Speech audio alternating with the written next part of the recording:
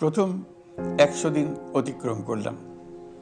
অন্তর্বর্তী সরকারের 100 দিন উপলক্ষে আন্তর্জাতিক ক্রাইসিস গ্রুপ একটি প্রতিবেদন প্রকাশ করেছে, যেখানে বলা হয়েছে জনগণের আকাশচুম্বী প্রত্যাশা পূরণ করা সরকারের জন্য বিরাট চ্যালেঞ্জ।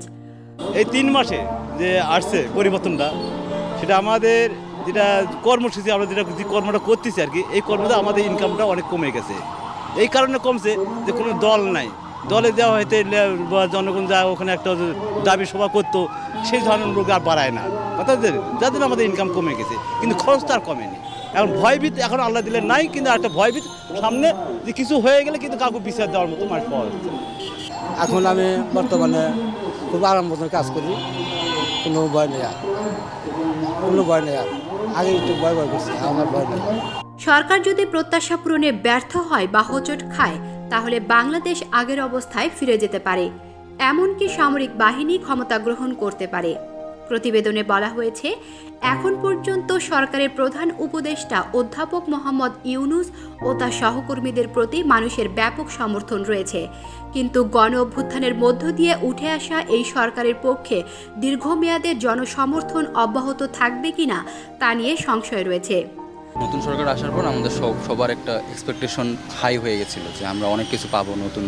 তারপর যারা বিগত রেজিমে দেশের ক্ষতি করছে তাদের ধরে ধরে শাস্তি দেওয়া হবে। তো আমার পার্সপেক্টিভ থেকে আমি যেটা দেখছি যে তাদের যে যোগ্য যেটা শাস্তি পাওয়া দরকার ছিল তারা সেটা পারে নাই।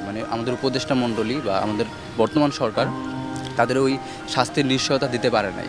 অনেককে পালাতে সাহায্য করেছে আমরা দেখেছিলাম, যে আবার অনেকে যে পরিমাণ জরিমানা করা দরকার ছিল, জেল জরিমানা করা দরকার ছিল, সেটা করতে পারে নাই। 3 মাস কোনো সময় না, বা 3 মাস অনেক বড় সময়।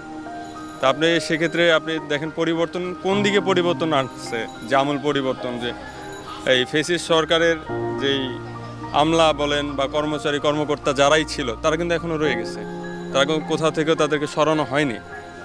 আর আদৌ সরানো হবে কিনা আমরা তাও জানি না। দেখেন কিছু থেকে কিছু হলেই আন্দোলন করতে হবে, নামতে হবে, এইগুলো আসলে স্টুডেন্টদের জন্য কাম্য না। যেমন কিছুদিন আগে হয়েছে যে রেজাল্ট নিয়ে সচিবালয়ে ঘেরাও করা।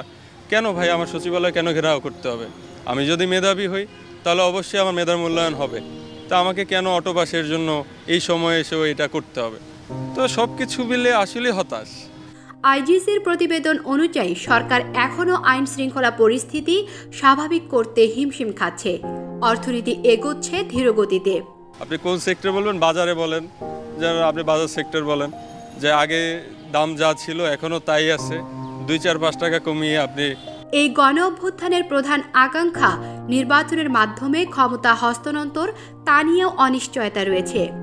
অন্তর্বর্তী সরকার জন আকাঙ্ক্ষা বাস্তবায়ন করার ক্ষেত্রে পিছিয়ে আছে বলেই বিক্ষোভ কর্মসূচি বাড়ছে। সেই সাথে সরকার দ্রব্যমূল্যের কোনো লাগাম টানতে পারছে না এখনো। সরকারের অর্থ উপদেষ্টা ডক্টর সালেহুদ্দিন আহমেদ সম্প্রতি বলেছেন, দ্রব্যের দাম কমতে সময় লাগবে। দ্য সেম টাইম আমাদের কিন্তু যে গ্যাসের ক্রাইসিস, এনার্জি ক্রাইসিস সেটা কিন্তু গত 2 মাসে আমাদেরকে প্রচণ্ডভাবে ভুগিয়েছে। এটা কিছু কিছু জায়গায় ঠিক হয়ে গেছে পুরো, বাট এটা এখনো আংশিক রিকভারিতে আছে, ফুল রিকভারিতে কিন্তু আমরা এখনো যাইনি। এখনো কিন্তু ডেইলি বেসিসে, MMCFD বেসিসে আপনার গ্যাসের শর্টফল আছে।